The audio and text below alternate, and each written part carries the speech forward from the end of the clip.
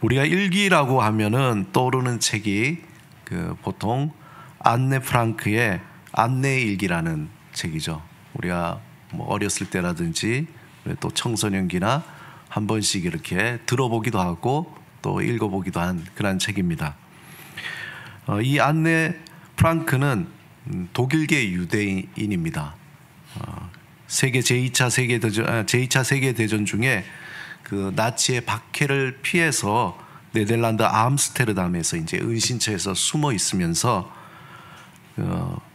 13살 때에 생일 선물로 일기장을 받아요. 그리고는 그때부터 자신의 생각과 또 그때 감정과 상황들을 이제 일기로 씁니다. 한번 일기장 실제로 한번 볼까요? 이렇게 했어요. 그렇게 해서 그 일기는 강제 수용소에서 안네 프랑크가 생을 마칠 때까지 계속해서 그렇게 쓰게 되는데, 나중에 이제 그의 아버지에 의해서 이 세상에 이제 공개가 되고, 그리고 이것이 이제 많은 사람들에게 읽혀지는 책으로 또 나오게 됐습니다. 죽음의 공포 속에서도 안네는 사랑과 희망을 잃지 않았어요.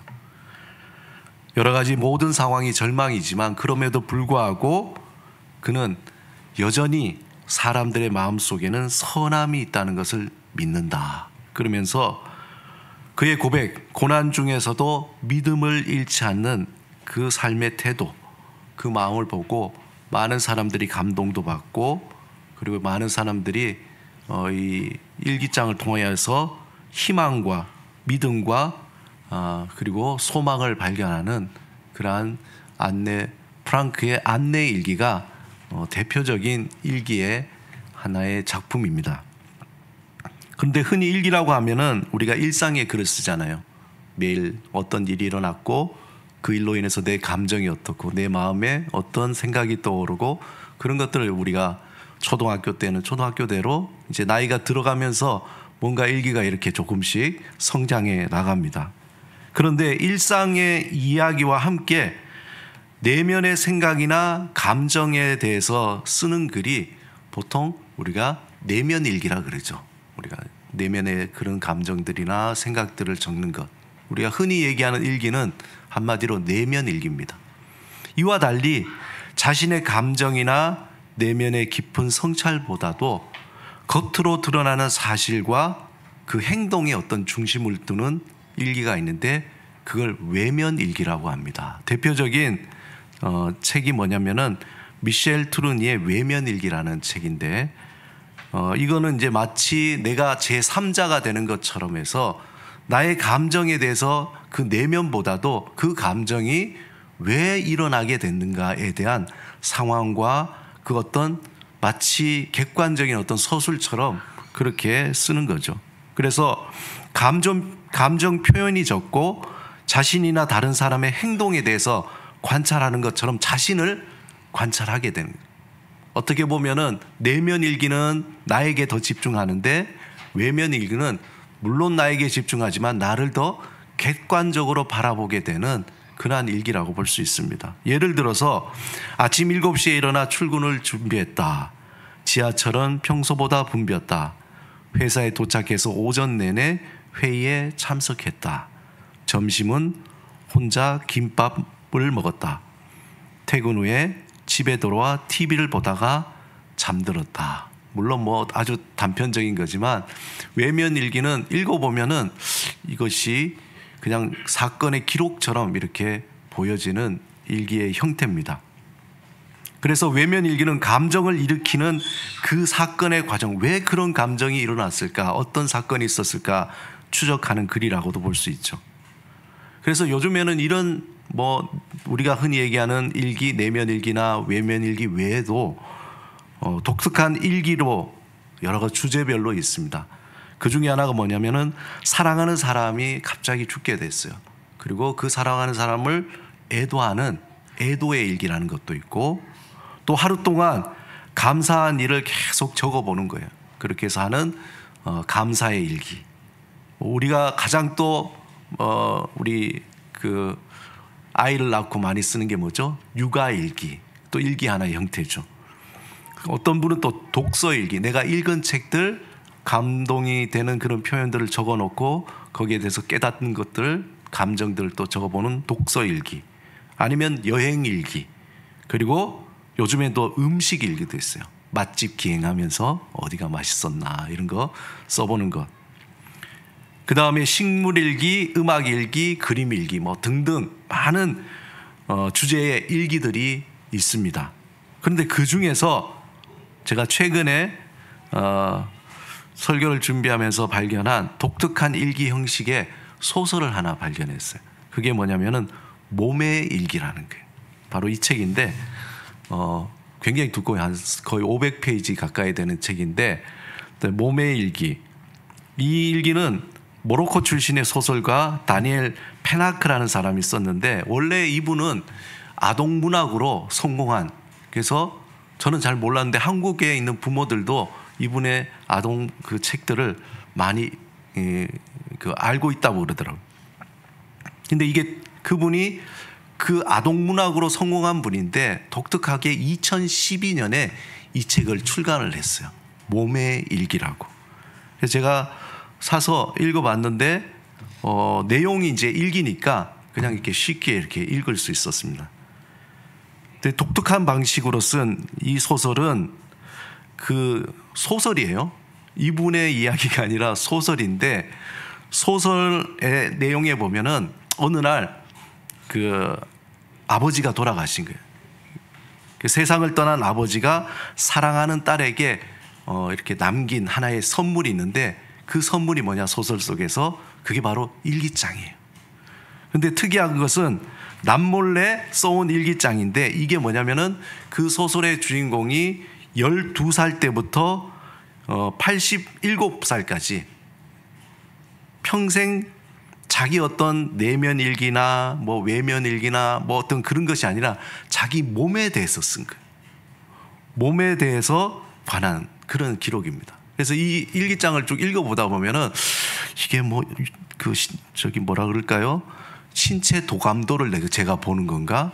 그러니까 청소년 때부터 자기 몸에 이렇게 일어나는 현상들, 그리고 그 몸과 관련된 사건들, 이런 것들을 쭉 보다 보니까 그 이 사람의 청소년기부터 죽을 때까지의 그 몸에 일어나는, 어떻게 보면 우리 인간의 보편적인 모든 그 자라고 또 성숙되고 늙어가고 하는 그 모든 과정들을 이렇게 적어 놓은 거예요.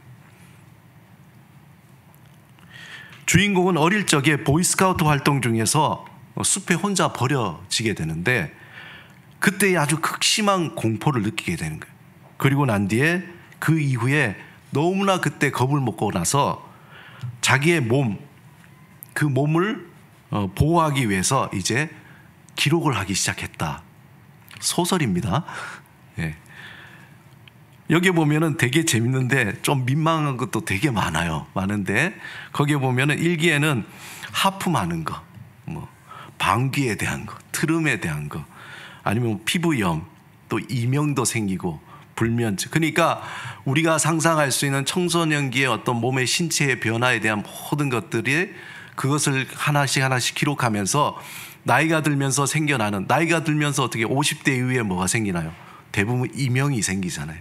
이명이 생기는, 왜 이명이 생길까? 거기에 대한 괴로움들을 적고, 그다음 불면증이라든지 나중엔 치매에 이르기까지 다양한 몸의 생리적 현상과 병증을 아주 구체적으로 이렇게 적어놨어요. 근데 놀랍게도 저도 이 책을 이렇게 쭉 보면서 그냥 이제 마치 어떤 의사가 신체에 대해서 기록하는 것처럼, 환자의 어떤 상태를 기록하는 것처럼 기록했지만 그 모든 변화를 통해서 아주 묘한 감정을 느끼게 되는 거예요. 그 사건에 관련된 여러 가지 일들을 통해서 그냥 기록을 했는데 묘한 어떤 깨달음이나 어떤 그 안에서 느껴지는 감정들이 있더라고요.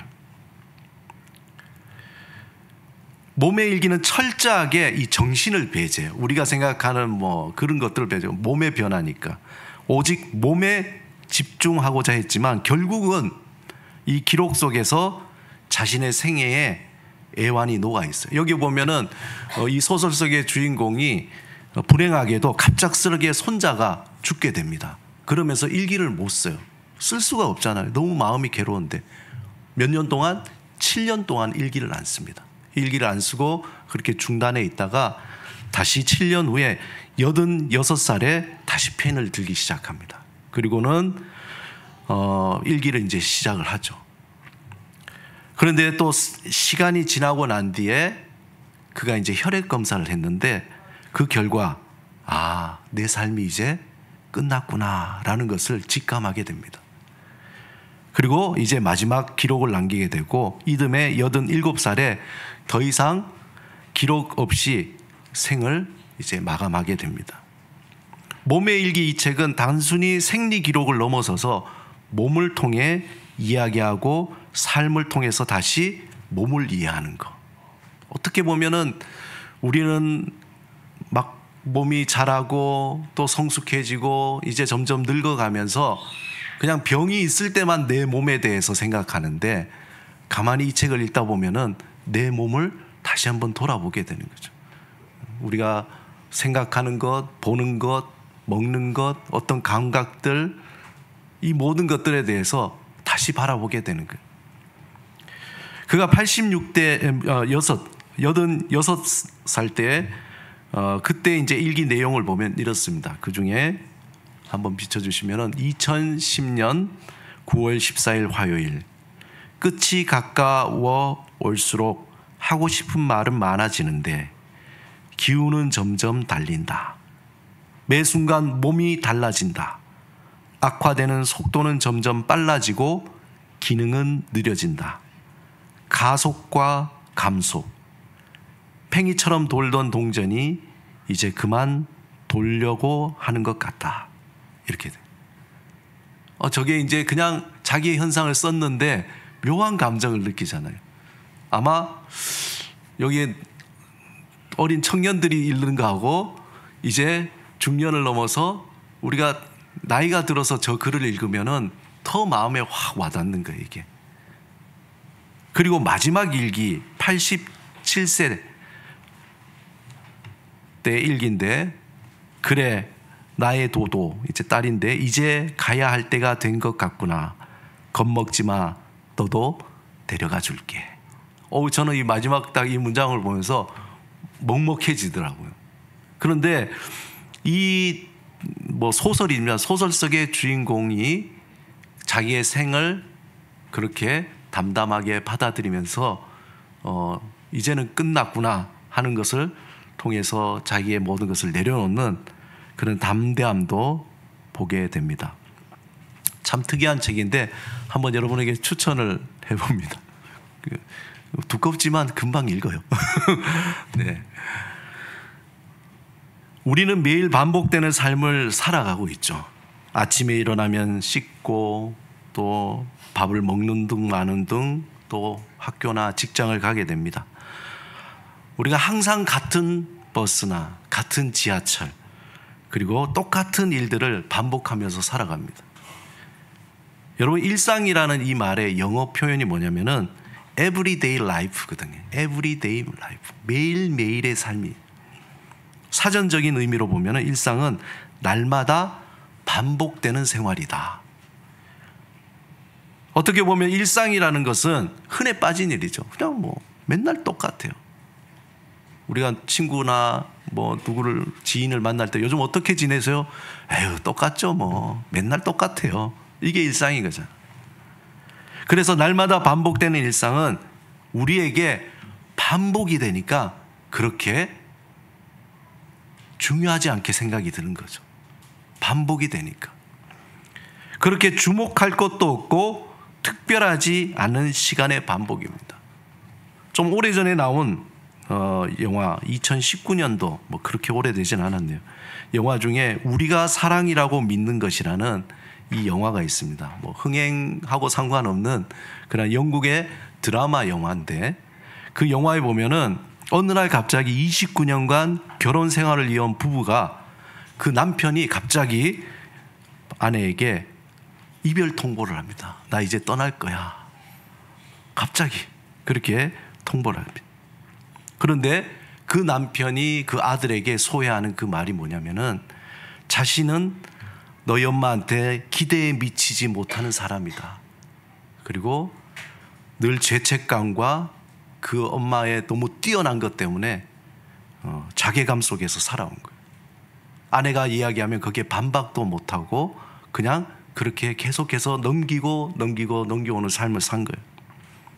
그러면서 그 아내는 오랜 결혼 생활 동안 서로 사랑한다고 믿고 있었어요. 아내도 남편도 우리는 그냥 사랑이기 때문에 만났고 그렇게 오랫동안 살아왔다는 거예요. 그렇게 믿고 살았지만 돌아보니 마음속에 정말 저 사람에 대해서 사랑한다는 그 말에 대한 아주 깊은 감정의 말이 한마디도 없는 거예요. 메말라져 있던 거죠. 그 남편의 직업은 역사 선생님인데 어느 날 그 역사 선생님이 이제 아내를 떠나겠다니, 그리고 다른 사람이 있다는 거예요. 그 남편 입장에서 보면은 살아갈수록 뭔지 모르는 가슴이 조이고 마음이 타들어가고 점점 좁아지는 공간 속에서 갇혀서 그 일상이라는 것이, 매일 반복되는 일상이 자기의 삶을, 숨을 조여오는 것 같아요. 그에게 일상은 이제 더 이상 견딜 수가 없어서 죽을 듯이 답답하던 일상을 벗어나서 결국은 이제 이별을 통보하게 되는 거죠. 나의 결말은 여러분들 한번 보시면 되게 특이하게, 영화가 굉장히 우리가 생각하는 그 상상 이상인데 뭐 그래서 이상한 건 아니지만, 그러나 보면서 우리가 생각하는 뭐 이별이나 이런 것들이 아니라 우리의 인간에 대한 삶에 대해서, 관계에 대해서 뭔가 이렇게 깊이 생각할 수 있는 그러한 내용이었습니다. 누군가에게는 항상 일상이 죽을 것 같은 어떤 순간순간이고, 누군가에게는 지루하기도 하고, 또 누군가에게는 어느 시간 동안에는 일상이 너무 좋아서 기뻐하는 그런 즐거움의 순간일 수도 있습니다. 그러나 대부분의 일상은 그저 지루하게 반복되는 시간일 뿐이라는 거예요. 아무 의미도 없고 새로움도 없습니다. 그래서 사람들이 이 일상에서 벗어나기 위해서 뭘 하죠? 여행이라는 걸 떠나잖아요. 뭔가 이렇게 새로운 걸. 우리 지난주에 우리 지선이가 대만을 갔다 오니까 좋지. 일상을 떠나서 뭔가 자유로운 어떤 그런 느낌들, 반복되는 그 생활을 일탈해서 잠시 활력을 찾는 거예요. 숨을 한번 훅 쉬는 거죠. 깊은 물속에서 숨이 막힐 것 같지만 한번 푹 올라오면서 한숨을 쉬는 그러한 순간이지만, 하지만 그러한 시도들은 다 일시적인 거라는 거예요. 그렇다고 여행을 계속 다니면 어떻게 돼요? 그게 여행이 일상이 되는 거죠. 그게 괴로움인 거예요. 그래서 여러분, 여행 유튜버들 보면 우리가 되게 좋을 것 같잖아요. 근데 그들의 고백은 뭐냐면은 죽을 맛이라는 거예요. 여행 다니면서 편집해야 되죠. 그 다음 또 어떤 주제를 가지고 또 가야 되죠. 그게 그들의 일상이 되니까 남들에게 보기에는 야, 저 사람처럼 나도 가고 싶다는데 정작 그 사람에게는 괴로움인 거예요. 그냥 지루함이에요. 또 어딜 가야 되나. 결국 우리는 다시 일상으로 돌아오게 돼요. 마치 태양을 도는 행성처럼 그 일상의 중력을 못 벗어나요. 벗어나고 싶어도 계속 거기에 주의를 맴돌고 현실이라는 그 상황 속으로 끌려옵니다. 우리가 예수를 믿는다는 게 뭐냐? 여러 가지 표현할 수 있고 의미가 있을 수 있습니다. 그런데 예수를 믿는다는 것은 이러한 지루하고 반복되는 일상을 새롭게 바라보게 되는 거예요. 새롭게 바라보게 되는 거예요. 겉으로 보기에는 이전과 다를 바 없지만 아침에 눈을 뜨는 것, 숨을 쉬는 것, 밥을 먹고 생각하는 그 모든 평범한 그 순간들이 예수 안에서 다르게 다가오는 거죠. 모든 것이 새롭고 모든 것이 은혜롭게 다가오게 된다는 거예요. 제가 좋아하는 책 중에 하나가 그 칼 라너의 일상이라는 책이 있습니다. 분도 출판사에서 나온 책인데 아주 얇아요. 페이지가 47페이지밖에 안 돼요. 47페이지면 여러분 아주 얇은 책이잖아요. 그런데 그 47페이지에 불과한 책에 보면은 아주 깊은 신학적인 단상이 적혀져 있는데 아주 짤막하고 그리고 깊이 있는 내용이 있는데 거기에 보면은 저런 내용이 있어요. 일상의 신학이라고 먼저 얘기하며 일하는 것, 걷는 것, 앉는 것, 보는 것, 웃는 것, 그리고 먹는 것, 자는 것, 이런 것들에 대해서 칼 라너가 깊이 있게 묵상하면서 적어놨습니다. 그럼 마지막에 뭐라고 얘기하냐면 우리가 살아가는 그 모든 순간의 일상이라는 것은 하나님의 신비가 머무는 자리이다라고 그렇게 정의를 합니다. 예수 안에서 우리는 점점 이제 새롭게 다가오는 게 뭐냐? 내가 먹고 걷고 앉고 자고 하는 그 모든 일상의 지루한 모든 것들이 이게 신비구나. 이것이 선물이구나. 이것이 참으로 놀랍구나 라는 것을 조금씩 알아가게 됩니다. 조금씩 우리의 눈이 열리고 귀가 열리며 이전과는 전혀 다른 시선으로 일상 속에 임하시는 하나님의 그 손길을 보기 시작하는 거예요. 그분의 속삭이는 사랑의 음성을 듣게 되는 거예요. 그분의 따뜻한 손길을 느끼게 되는 거예요. 그래서 사도 요한은 이렇게 고백합니다. 요한일서 1장 3절에 보면은 우리가 보고 들은 바를 너희에게도 전함은 너희로 우리와 사귐이 있게 하려 함이니 우리의 사귐은 아버지와 그의 아들 예수 그리스도와 함께함이라. 사도 요한은 하나님과의 그 사귐 속에 마치 보는 것처럼, 마치 만져보는 것처럼 그러한 사귐을 이제 하게 된다는 거죠. 어떤 특별한 뭔가 기적이 일어나거나 뭔가 우리에게 바랬던 놀라운 일들이 일어나는 것이 아니라 지극히 작은 일상 속에서 그 하나님의 신비를 보게 된다는 거죠. 그래서 일상이라는 것은 더 이상 지루하거나 고통의 수렁이 아니라 하나님과 사귀는 신비의 자리이면서 그분의 사랑이 조용히 머무는 거룩한 공간이라는 거예요. 오늘 말씀에 보면은 본문 4절 5절에 이렇게 되어 있습니다.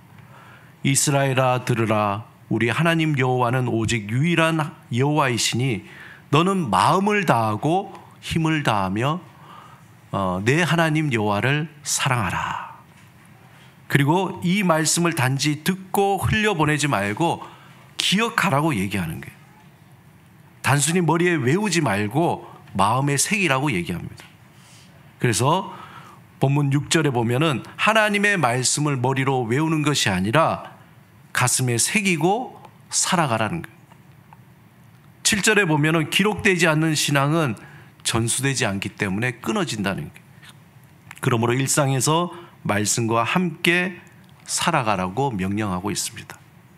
어떨 때요? 집에 앉았을 때든지 길을 갈 때든지 누워있을 때든지 일어날 때든지 이건 암기를 강조한 게 아니라 늘 하나님이 임하시는 그 일상을 강조하는 거예요. 일상 속에서 하나님과 함께 살아가라는 겁니다.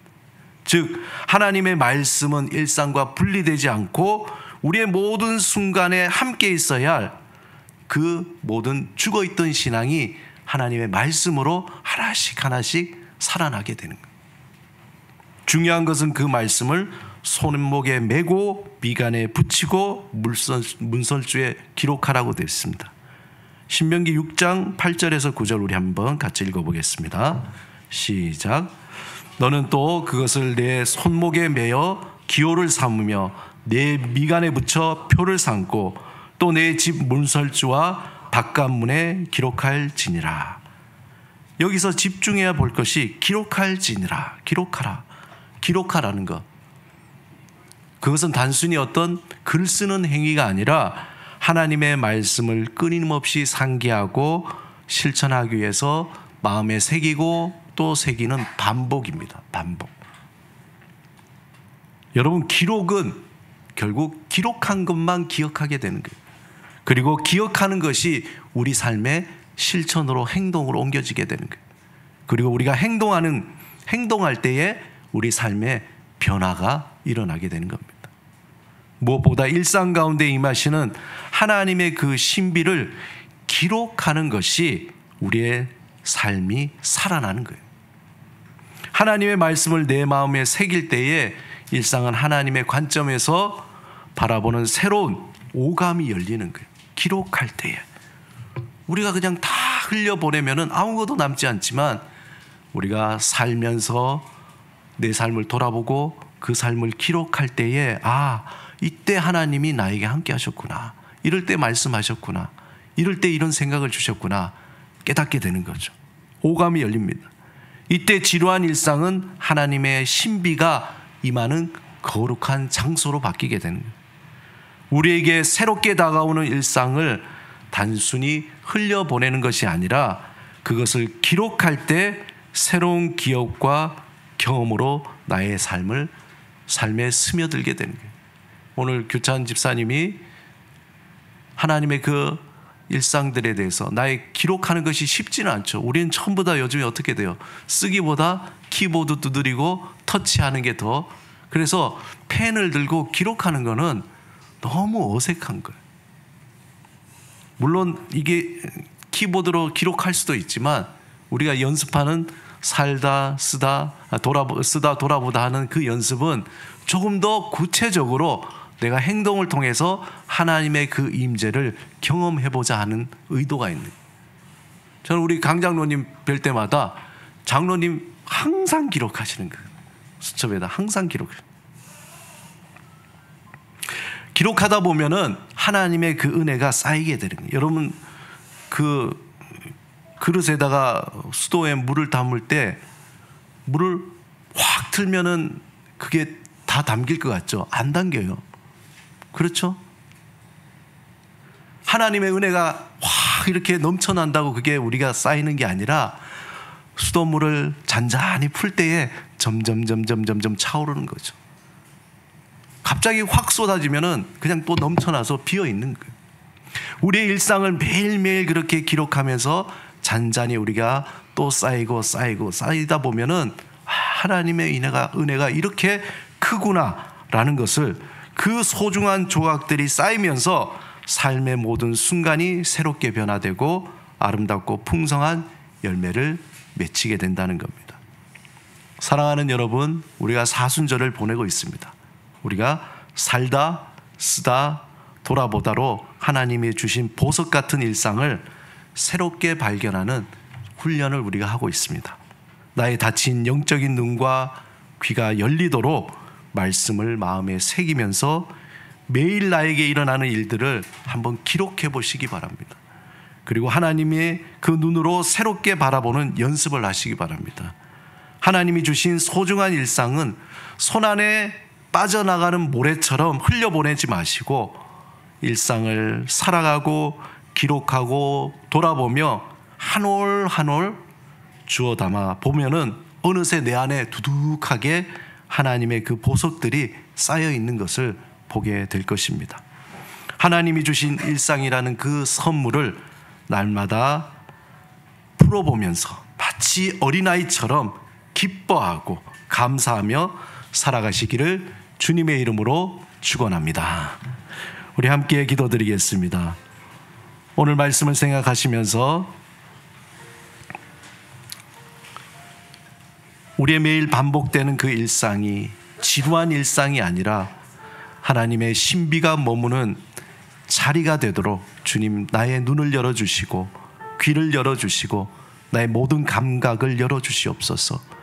그러한 영적인 감각을 통하여서 내가 매일매일 반복하는 그 삶을 새롭게 바라보며 하나님이 나에게 말씀하시는 것들, 또 그 삶 속에서 하나님이 주시는 수많은 지혜와 또 깨달음들을 보게 하옵소서. 우리 사모하는 마음으로 이 시간 침묵으로 기도드리겠습니다.